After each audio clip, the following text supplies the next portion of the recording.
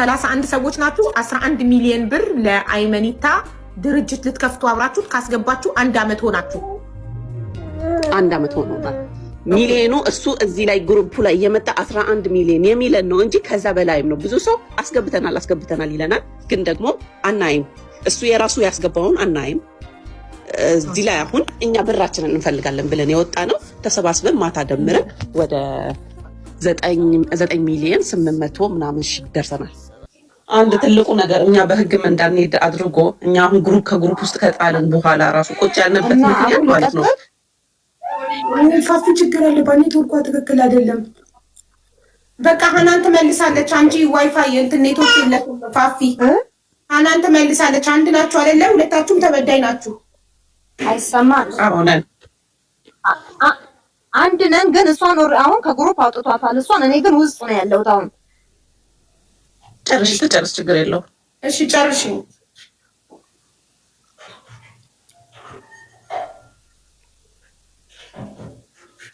ፋፊ እድሉን ሰተንሻል እንድትናገሪ፣ መናገር የምትፈልጉ ነገር ካለ። እሺ። እና አሁን እሱ ብሩን መመለስ ስለማይፈልግ እኛ 2 ወር ጭማሪ ጠብቁም ብሎ አሁን አንቺ ጋር ቢገባም ታውቂዋለሽ፣ እሱ የሚናገረው የሌለ ወሬ እኛ ያልፈጠርነውን የሚያወራው እና እኛ ይሄንን ሰውዬ ህግ ጋም ሳናደርስ አንቺም ጋር ሳናመጣ ለምነነዋል። እኔ በግሌ እባክህን እኛ አሁን ያለንን ሁሉ ነው የሰጠን፣ ተባበረንና መልሰን ስራው ከተጀመረ መሬት ከወረደ እንሰጣለን። አሁን ግን እንጠቃቀምበት ነው ያለው እና እኔ ያኔ በሪያል ያወልኩት ብር አሁን በዚህ ጊዜ ያለው ምንዛሬ ምንም አይገናኝም። እሱን ራሱ ስንጠይቀው በዝግ አካውንት ነው የሚለው። በዝግ አካውንት ደግሞ እንዳላስቀመጠው የምታውቂው ሲጠየቅ ብር አይሰጥም። እኔ አሁን በዝግ አካውንት ነው ያለው፣ ብርሽን ከወሰድሽ ኮዶሎ ነው የምትወስጂ ብሎ ነው የሚያስፈራራኝ የነበረው።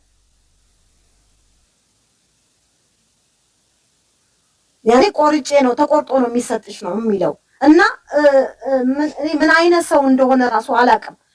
አሁን እኛ የምንናገረው ሁሉ ሊያስዋሸን ላይ ይችላል ገብቶ፣ ግን እኔ እርግጠኛው የምነግርሽ እንደው ይሄ ሰውዬ ብራችንን ቢመልስ እኔ ካሁን በኋላ ከምን አይነት ሰው ጋር እንደው ተማምነሽ እንደምትኖሪው ላ ነው ግራ የሚገባሽ ሀቢባ። እሱ የሚናገረውን በሙሉ በቮይስ እንኳን ቢችል ጀዋልሽ ብንልክልሽ ደስ ይለኛል።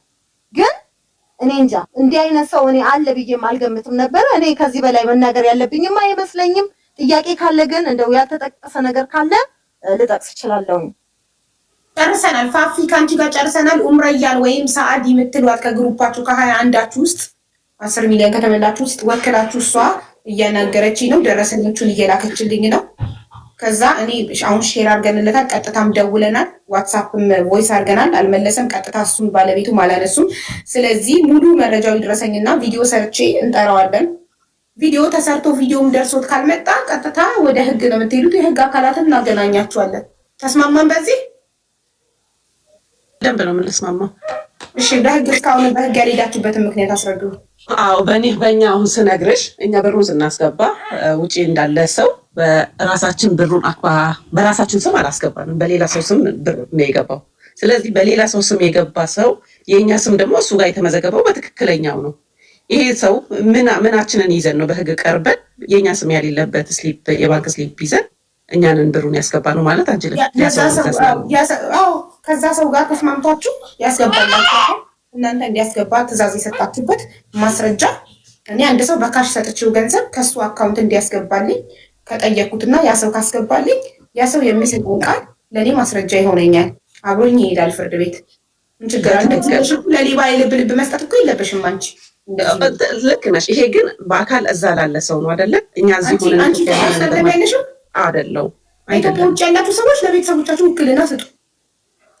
ለቤተሰቦቻችን ውክልና ያለው ሰው ያገኘህ ብለን አገናኘ ነው። አሁን ለምሳሌ እኔ ማለት ነው በጣም ጨቅጭቄው ይኸው ብራዘር ውክልና አለው ለሱ ስጠው ብለን አገናኘ ነው።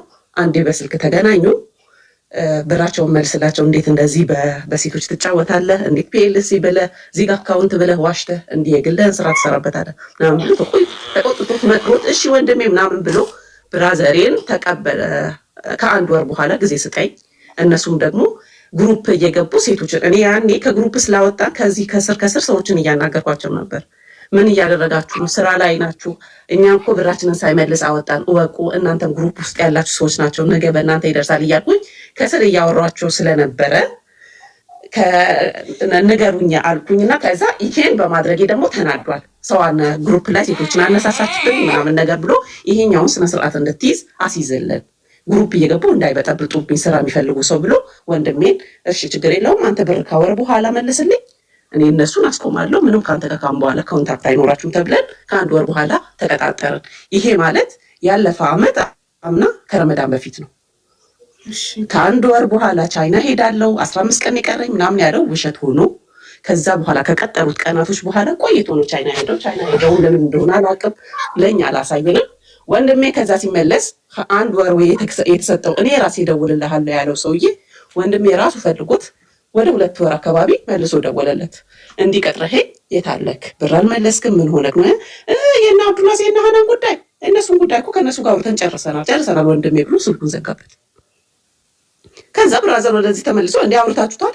አረ ሰላም አለይኩም ብንለው ማይመልስልን ሰውዬ እኛ ከዛ ቀን በኋላ አውርተነው አናውቅም። እንዴት ይሄን ያክል ውሸት ብለን ገባንና ግሩፕ ላይ ተናገርኩኝ ለልጆቹ ለነሳዱ እንዲህ ብሎን እኮ እስቲ ብራችንን ጠብቁልን እናንተም ግሩፕ ላይ ያላችሁ ሰዎች ነን ብለን ብንላቸው ግሩፕ ላይ ሄዶ እንዴት ግሩፕ ላይ ያወጣቸውን ሰው ብራቸውን አልመለስክላቸውም ወይ ደግሞ ከግሩፑ አልሆኑም ወይ ወደ ግሩፑ መልሳቸው ወይ ብራቸውን መልስላቸው፣ ብራቸውን ሳሰጣቸው እንዴት ታወጣቸዋለህ ሲላቸው ወይ እነሱ እኮ ሼራቸውን ገዝቼ ብሩ መልሼላቸዋለሁ ራሴ ገዝቻለሁ ብሎ ይሄም ያክል ውሸት ማለት ነው። ይኸው እዚህ ላይ ያለው ግሩፕ ላይ ያለው ሰው ሁላ ይመሰክራል። ይሄንን እኔ ከነሱ ማገኘው መረጃ ነው። እኛና አይመን ሳንገናኝ ቆይተናል። በምንም አይነት ልንገናኝ አንችልም። ስልካችንን አያነሳም። ብራዘር ስልክ እየቀያየረ ይደውልለታል፣ አያነሳም። ከባለቤቴ ስራ አያነሳም። በምንም የህዝብ ዕዳ ማለት ይሄ ሁሉ 10 ሚሊዮን የእናንተን የመዳም ቅመሞች የአረብ ሀገር ሴቶች ዕዳ ተሸክሞ መዝናናት፣ ትዳርን መቀጠል፣ መውለድ፣ ህይወትን መምራት እንዴት ይቻላል? ማለት እንዴት ሰው እንቅልፍ ይወስዷል? እኔ ትንግርት እናቴ ወኔ አይምሰልሽ። በቃ ከሱ ውጭ አዋቂ የለም፣ ከሱ ውጭ የህግ ሰው የለም። እኛ እናቴ ባለቤቴን እኛ ብር መልስልን አንፈልግም፣ ሌላ ስራ እንሰራበታለን። አገር ቤት ሄደን ከዚህ በዚህ እኛ መንቀሳቀስ አንችልም። ባለቤቱ ታውቃለች፣ ይሄንን ታውቃለች። እኔ ከሳምንት በፊት ባለቤቱን አናገርኩኝ፣ ስልኳን አስለኬ በውስጥ ደግሞ ሳናግራት ባለቤቱን ሳናግራት ስለ እናንተ ብር የእናንተ ብር ተመላሽ ሆኖ አይደለ አለችኝ። አዎ የእናንተን ብር ከ20 ቀን በፊት ራሱ አውርቼ የእነሱ ብር ብለን መልስላችኋለሁ ሲል ነበረ። የእነሱ ተመላሽ ነው ብሏል እና ይመልስላችኋል። እምቢ እኮ አልተባላችሁም፣ አልተካዳችሁም እየተባለን ማለት ነው። አመት ደረሰን። አሁንም ግሩፕ ላይ እያላቸው ያለው 2 ወር ነው የሚላቸው። ምንም እምነት ያሌለው ቃል ማለት ነው። ስለዚህ እየዋሸን ነው። እሱ ስራ ብሩን እየሰራበት ነው። እኛ እዚህ ብራችንን አጎልተን እየተቸገርን ነው እና ብራችን እየሞተ ነው። የዛሬ አመት ብር ያስገባንበት ብርና ዛሬ እኛ ጋር እጥፍ ነው። ማናችሁም ታውቃላችሁ ዶላር ምን ያህል እንደጨመረ እና ይሄን ያክል ውሸቱ የላቀ ነው። እኛ እንደዛ ብለን ከግሩፑ ስንል ባለቤቴን ከግሩፑ ሲያወጣ ሚስቱ እንደሆንኩ አያውቅም ነበር። ግሩፕ ውስጥ እኔ እያለሁ ሰላይ ነው እንዲህ ብሎ እኮ እንደዚህ ከኔ ኢንፎርሜሽን ወስዶ እኮ እንዲህ አድርጎ ብሎት በሰላይነት ግሩፕ ላይ ስሙን ሲያጠፋ ነበረ። ትንሽ የሆነ ጥያቄ ስትጠይቅ ያኔን ባለቤት ስም ማለት ነው ሰላይ ምናምን ይሄ ቢዝነስ ነው፣ የመንግስት ተቋም አይደለም። ምንድን ነው ስለላን ምን አመጣው? ሰላይ ማለት ሊያጠኑን ነው የገቡት እንጂ የስራ ሰዎች አልነበሩም። ከበፊቱ ራሱ ከባለቤቴ ጋር ቁጭ ብዬ እንደዚህ እያወራን ነበር ብሎ ስማችንን ኮፒ አድርገው ሊጀምሩ ነው። አዎ ምንድን ነው ቢዝነሱ ኮፒ የሚደረገው? ምንድን ነው ለማለት ልናመርት ነው? ጎንዳ ምን ልናመርት ነው? በ1 ሚሊዮን ምን እንሰራለን እኛ? እሱ በቃ ለስለላ ነው የገባችሁት። የሆነ ሰው ከዚህ በፊትም መጀመሪያ ላይም ለስለላ የገቡ ሰዎች አሉ። ስለ ስለላ በጣም ነው የሚያወራው። ለስለላ ነው የገቡት፣ ለስለላ የገቡት ሰዎች አሉ እያለን በጨረሻ ላይ ጥያቄ የጠየቀ ሰው በህግ በትክክል የሆነ ቀጥ ያለ ትክክለኛ ጥያቄ ስትጠይቂው ስታጨናንቂው የሚያደርግሽ ነገር ከግሩፕ ያለን ያወጣል፣ መልስሽን አይመልስም። ትንሽ ስትተቺውና ስትቆጪው ያንን ነገር ለመመለስ በቁጣ ይመጣል። እንዴት አደርጋላችሁ?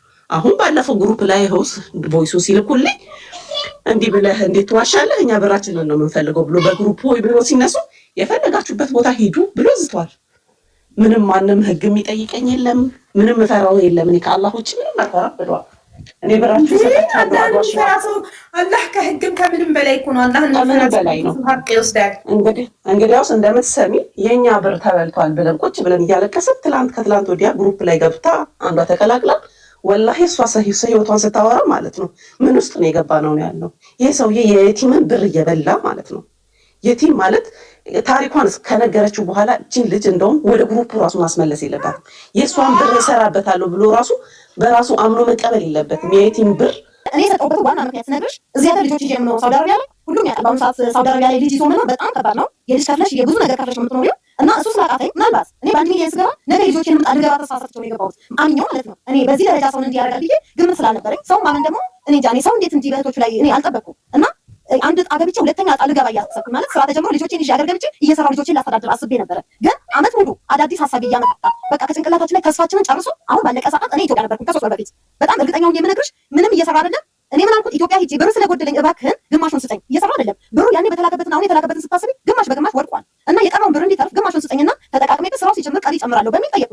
ቴሌፎን ስደውል ያስጠብቀኛል፣ ቀጥሮኝ 2 ሰዓትም ያስጠብቀኛል። ሲፈልግ ያነሳል፣ ሲፈልግ ይዘጋል፣ ቴክስት አያነሳም። ያን ሁሉ አድርጎ ባለቀ ሰዓት ዝም ብዬ ሱቁ ሲሄድ አግኝቼው 500 ሺውን ግማሹን ሊሰጠኝ ቃል ገብቶልኝ እኔ የሆነ ሌላ ጉዳይ አለብኝ አስቸኳይ ነው ብዬው እሰጥሻለሁ ነገ ከነገ ወዲያ ብሎኝ 200 ሺህ መለሰልኝና የቀረውን ደግሞ እሰጥሻለሁ ብሎኝ ተመልሼ መጣ ወደ ኢትዮጵያ። ደረሰኝ ልወስድ ሂጄ እንዲሁ እንደልማዱ አስጠብቆኝ ተመልሻለሁ ወደ እዚህ ማለት ነው ወዳለሁበት ሀገር እና ሀይቡ ሰው ቃሉን ካልጠበቀ እንዴት ማብረሽ የምትዘልቂው? በአመቱ ሌላ ፋብሪካ ነው የምናወራው ያለ ሰውዬ አሁን ምንም ያየነው ነገር የለም። አሁንም እንቀጥላለን በግዳጅ እያለ ነው። እኛ ከትናንትና ወዲያ ማናገርና ሚስቱን ጋር ለማናገር ሞክሬያለሁ። በግሩፕ ላይ ሆነን ደወልን፣ የሚያነሳ የለም የሚመልስ የለም። ይሄ ነገር ሲቋቋም አባል ማነው ያቋቋሙ ሰዎች አሉ፣ እነሱንም አናውቃቸውም። ብቻ የእውር ድንብር ነው የተጀመረው። አሁን ደግሞ ይቁም ሲባል አይቆምም እያለ ነው። እኛ አንፈልግም እያለ ነው። 4 ወር 2 ወር ይላል። አመት ጠብቀናል። በአመት ያልጠቀመ ሰው በ2 ወር ለውጥ ያመጣል ብለን ስላላሰብን አንፈልግም ብለናል። እሱ ግን አልችልም እያለ ነው። ይሄ ነገር አንቺ ልባት እንድትሰጪው ነው። እንግዲህ እኔ ጥያቄ ካለሽ ጠይቂኝ። ከዚህ በላይ ብዙ ብለዋል። አመት ማለት የተፈጠረውን ነገር ልንገርሽ ብል ቀናቶች አይበቁም። ብዙ ድራማ ተሰርቶብናል። እንግዲህ ይሄን እናገራለሁ። እስቲ አንቺ ጥያቄ ካለሽ ደግሞ ጠይቂ። ለምን በህግ አልጠየቃችሁትም?